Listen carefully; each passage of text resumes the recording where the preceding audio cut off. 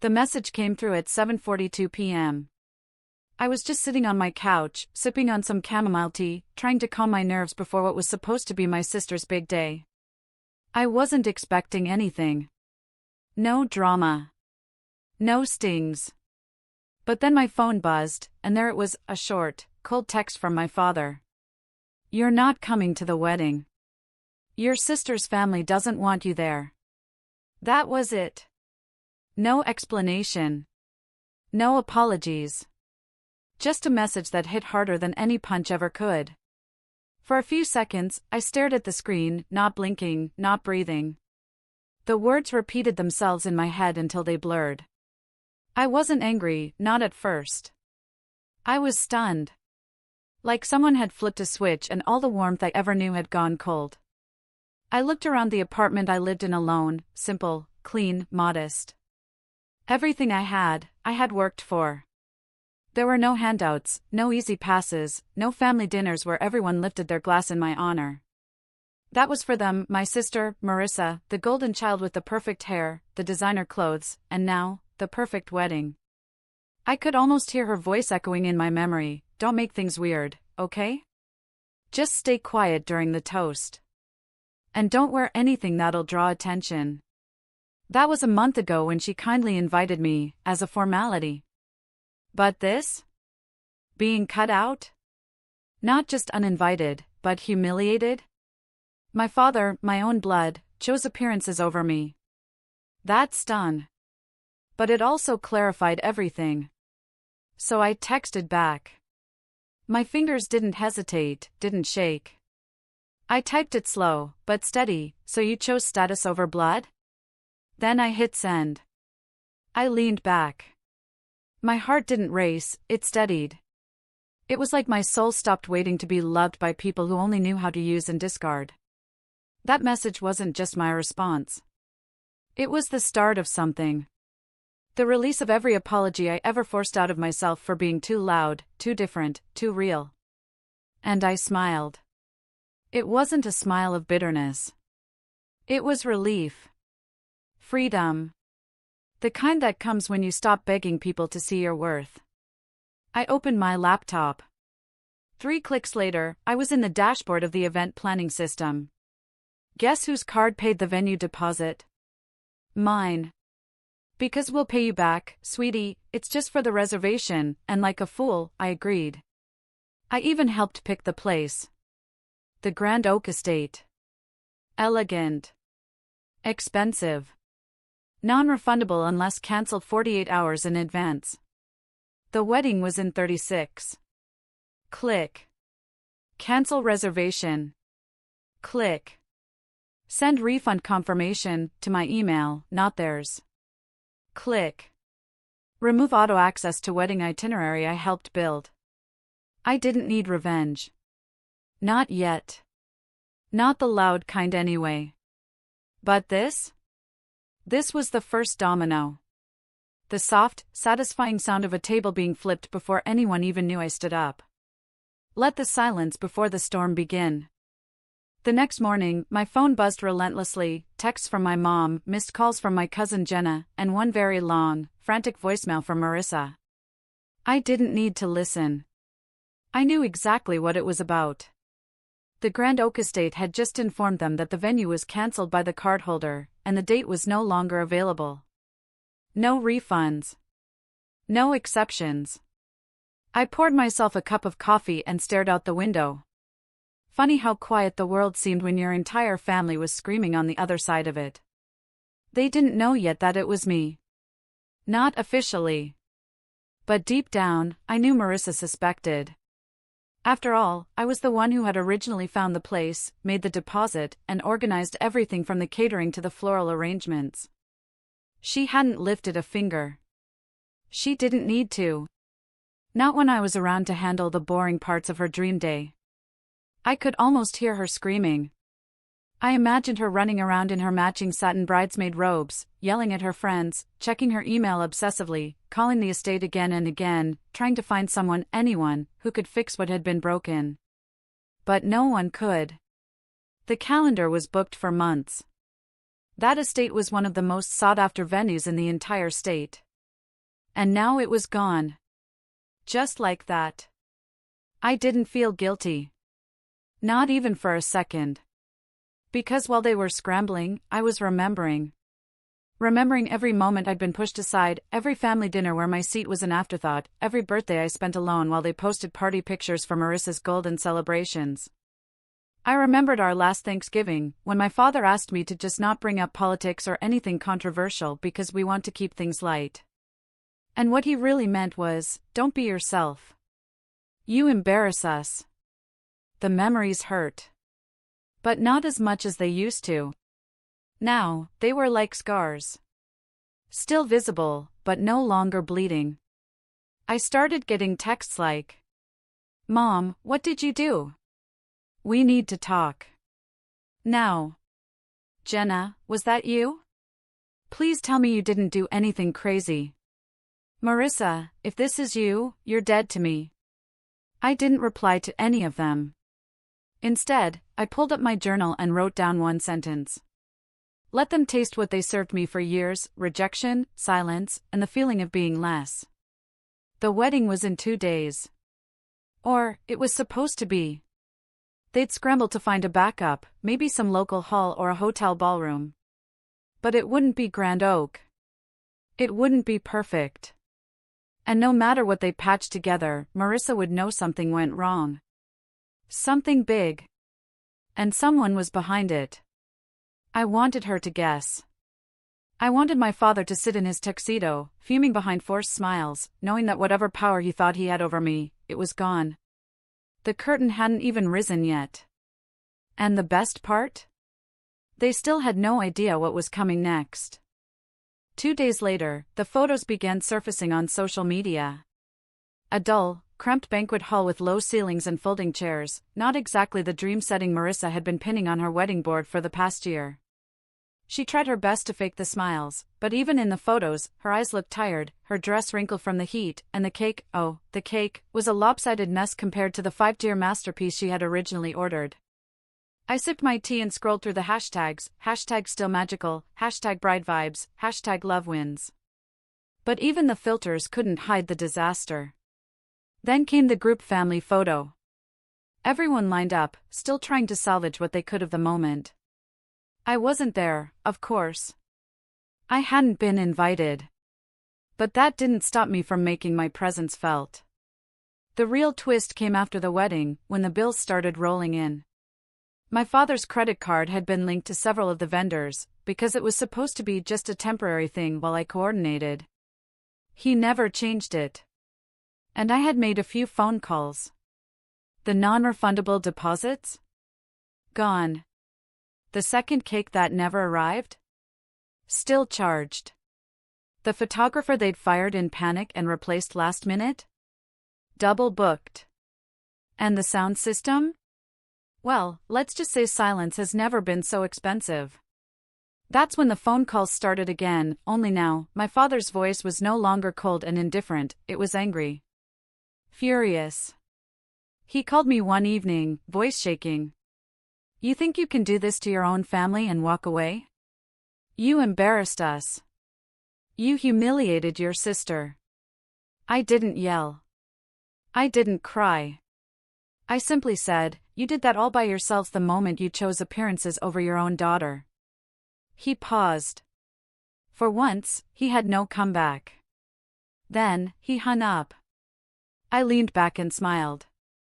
Because here's what they didn't understand, this wasn't about the wedding. This wasn't even about revenge, not really. This was about finally being seen. For years, I had played the part. The quiet daughter. The responsible one. The helper. The girl who arranged the centerpieces but never got invited to the main table. Who got hand-me-downs while Marissa got spotlights. Who was told she was too sensitive, too opinionated, too much. But not anymore. I was done playing small. And now, every time they looked at those wedding photos, they'd remember me, not because I was there, but because I wasn't. Because I had been erased, and then I reminded them what that feels like. The wedding might have gone ahead, but the story had changed.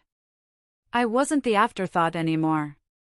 I was the missing piece that made everything fall apart. And they still didn't know, I wasn't finished yet. A week after the wedding, I received a voicemail from my mother. Her voice trembled as she said, "Honey, I don't know what's going on, but your father is very upset. Can we please talk?" I didn't respond. It wasn't that I didn't care. Deep down, a part of me still ached for her voice, for her warmth. But I remembered too well how she had quietly agreed when Dad decided I wasn't welcome at the wedding. How she had texted me a simple, "Try to understand, sweetie," instead of standing up for me. Understanding was something I'd done my entire life. Now, it was their turn. While they tried to clean up the mess I left behind, I focused on building something new, something entirely mine. 6 months earlier, I had begun working on a startup with 2 other women I'd met at a tech conference. Women like me, overlooked, underestimated, but fiercely intelligent. We'd pooled our savings, skills, and contacts, and launched a platform focused on mental wellness tools for caregivers, especially daughters like me, sandwiched between aging parents and their own dreams. And now, after months of hard work and sleepless nights, we had just secured a major investor. One whose backing not only brought financial power but credibility. We weren't just another women's wellness app. We were a movement. The irony? That investor was none other than Mrs. Langford, CEO of the very corporation where my father had worked for over 2 decades. I had met her months ago at a local event. She liked my pitch, but more than that, she liked me. She believed in me. That belief was about to change everything. One afternoon, as I walked into her office to sign the final deal, she smiled warmly and said, "I hear you had a bit of family drama recently. I don't need to know the details. Just know, sometimes, families don't realize the value of their own blood until it's too late." I blinked, holding back the lump in my throat, and nodded. "Thank you. That means more than you know." She leaned back and folded her hands. "Just wait till your father hears who his new boss is." I froze. "What do you mean?" She grinned. "Did I forget to mention? Your dad's division just got acquired by our company. As of next month, he reports to our regional office, which you now own a 10% stake in." I didn't speak. I couldn't. My silence was loud. This wasn't a plan I had orchestrated, it was poetic justice rolling out on its own. And for once, the universe had my back. At that moment, everything clicked. The venue. The text. The years of silence and cold shoulders. All of it had led here. Soon, the same father who told me I didn't belong at a wedding would walk into work and find out I wasn't just part of the company. I was one of the owners. And this time, it would be him watching from the back. The morning my father walked into the office and saw me in the executive conference room was a moment I'll never forget. I was seated at the head of the table, reviewing documents with Mrs. Langford and our legal team. I wore a tailored navy blue blazer, my hair pulled back in a professional twist, and a calm smile that didn't hint at the storm inside me. He paused at the doorway, stunned. His briefcase dangled in one hand, forgotten, and his face turned pale as our eyes locked. "Dad," I said smoothly, my tone professional, "come on in. We were just getting started." Mrs. Langford didn't skip a beat. "Walter, you've met our new strategic partner, haven't you? She'll be taking point on integrating the wellness initiatives we've discussed. You'll be working closely with her from now on." He tried to gather himself, clearing his throat and offering a tight nod. "Yes. I've, heard good things." I watched him carefully. The pride that used to light up his face whenever my sister walked into a room was missing. In its place was confusion, discomfort, and something new, respect, maybe even regret. We continued the meeting as if nothing had happened. But every time I spoke, I saw the way he tensed. Every time Mrs. Langford praised my ideas, I saw his jaw clench a little tighter. Afterward, as the others filtered out, he lingered behind. "I didn't know," he said finally, voice low. "I didn't know this was what you were working on." "No," I replied, "you didn't. Because you never asked." He shifted uncomfortably. We just wanted the wedding to be smooth. There was already so much pressure. So you cut me out, I said plainly. Because I wasn't shiny enough. Because I wouldn't fit in the pictures. That's not true. But it is. You picked optics over blood. You sent me a cold text instead of a phone call. And now, the same girl you thought was an embarrassment, you work for her team. Silence hung thick in the air. I didn't mean to hurt you, he said softly. But you did, I said, standing. And you never apologized. You still haven't. His eyes searched my face, but I didn't flinch. I can't go back and change it, he said, helpless. No, I agreed. But you can sit with the consequences. And with that, I left him standing in the room alone, just as I had once stood in the shadows, uninvited, unwanted. As I walked down the hallway, staff nodded respectfully. I wasn't just someone's daughter anymore. I was a partner. A force. Someone who had been pushed aside, only to rise higher than they'd ever imagined. I didn't need revenge. Life had handed it to me. My voice wasn't loud, but it was firm. My presence wasn't flashy, but it was powerful. And this time, it was my name that carried weight in the room. The wedding day finally arrived, bright and grand, just as they had planned it without me. My sister's venue was decked out in blush and gold, guests arrived in designer suits, and the scent of roses lingered heavy in the air. But underneath all that gloss was a secret no one had seen coming. Not yet. I hadn't just cancelled the deposit earlier. No, I had done far more. I'd waited until the last possible moment, just before the final vendor payments were due. I had used my position and connections to delay every transaction they assumed was done. And I'd bought out the venue's entire upcoming month under a different name. So when the wedding planner received a panicked call from the catering team saying they were locked out of the kitchen, and then another from the florist saying they had been rerouted, confusion started to set in. But it all came crashing down when the venue manager walked up to my father with a clipboard and said, "I'm sorry, sir. We don't have your event scheduled for today." "What are you talking about?" he barked. "We've had this booked for 8 months. I understand, but the reservation was cancelled weeks ago. The full refund was processed." Refund? By who? The person who originally paid for it. My sister, in her white gown, was standing just a few steps away when she heard that. Her eyes widened, and her lips parted in disbelief. Wait, what? It was then that I stepped forward. I didn't come to ruin anything. I came to finish something. I wore a sleek black dress, nothing flashy, just elegant. Heads turned. Whispers spread. I didn't flinch. "You," my sister hissed. "You did this?" I looked at her calmly. "You didn't want me at the wedding. So, I didn't come. I just made sure it didn't happen either." "You're insane," she spat. "No. I'm just done being treated like an afterthought." My dad stepped between us. "You're going too far." I raised a hand.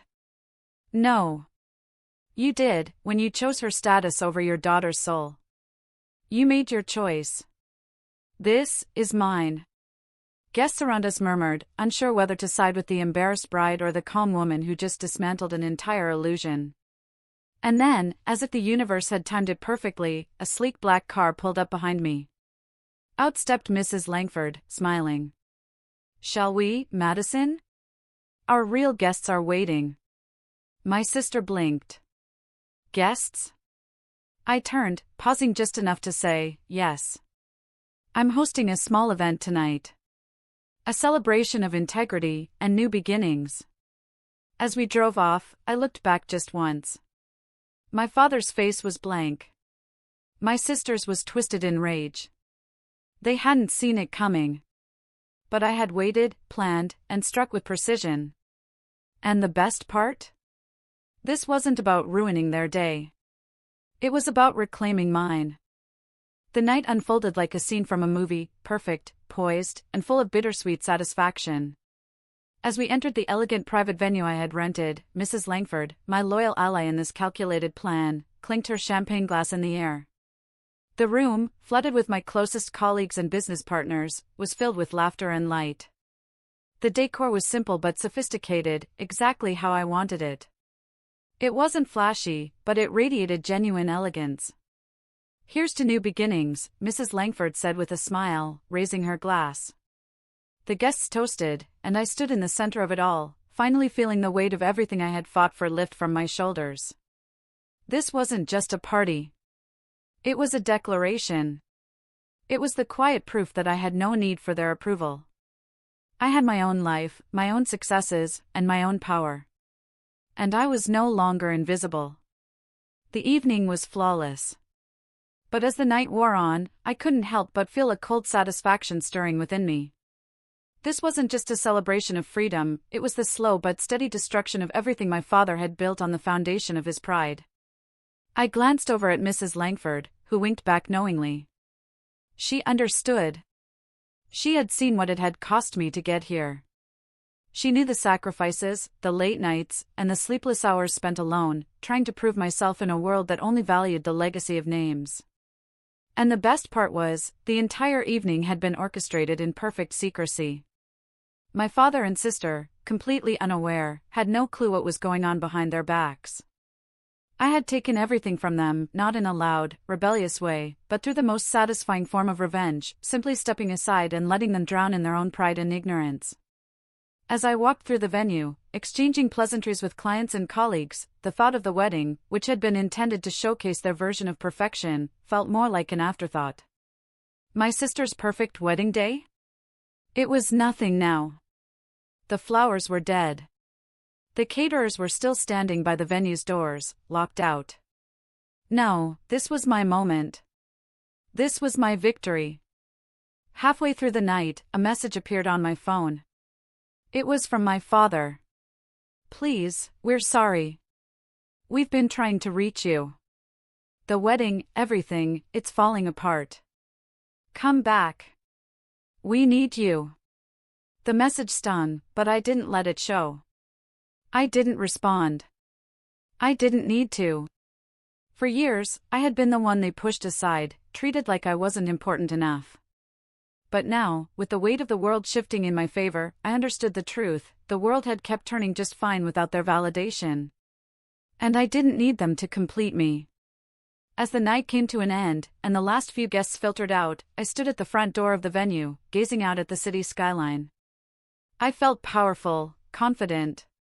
No one could take this from me now. And deep inside, I knew this wasn't the end. It was only the beginning of something far bigger than any wedding could ever be. They had no idea what they'd lost. But I did. And that was enough. The following week was the calm after the storm. The days blurred together as my phone remained silent, with no more texts from my father or sister. It was as if they had disappeared, swallowed up by their own mess. My life, however, had never been more focused. The first major shift came on Monday when I received a call from the bank. My lawyer had successfully made the final arrangements to solidify my ownership of the family company, a company my father had built, and now it was mine. My hands trembled slightly as I signed the final documents, but the feeling of power and control surged through me like a rush of adrenaline. The name on the letterhead had changed. My name. I hung up the phone and sat back, taking a deep breath. It wasn't about money. It wasn't about showing them I was better. It was about the recognition I'd always been denied. I had done it on my own terms, without their help or approval. The next day, I received a call from my sister. Her voice was strained, unlike the usual arrogance she'd once carried. "Why would you do this to us? You've ruined everything. The wedding's off. Dad can't stop talking about it. You've embarrassed the family." I leaned back in my chair, a soft smile forming on my lips. This was it, the moment I had been waiting for. "Didn't you tell me to stay away?" I asked coolly. "Didn't you make it clear that I wasn't welcome? Seems like your words came back to bite you. You don't get to control me anymore. I'm done." I could hear her gasp, but before she could say anything else, I ended the call. I wasn't interested in hearing her whine about how their carefully constructed world was falling apart. I wasn't their backup plan anymore. Later that week, I received a message from my father. It was heartfelt, pleading, but with an edge of desperation that made me wonder how far they'd fallen. "Please, come back," he wrote. "This company was meant for you. We were wrong about you. We need you here." I stared at the message for a long time before deleting it. It was too little, too late. They had made their choices. Their pride, their obsession with status, had pushed me out. Now they were the ones in need. And I wasn't going to fix it for them. I hadn't just taken over the company. I had also taken back the life I had always deserved. The life they had stolen from me. As I stood in my new office that day, looking out over the city, I felt an overwhelming sense of peace. The weight of years of bitterness and resentment had evaporated. What had once been their kingdom was now mine. The boardroom where my father had sat, commanding respect, was now mine to command. I wasn't angry anymore. I had everything I needed to succeed, and there was no longer any need for revenge. This was my victory. My moment. And as I gazed out the window, I knew this was only the beginning of a new chapter. I had no interest in looking back. They had chosen status over family, and I had chosen myself. And in the end, that was all I really needed.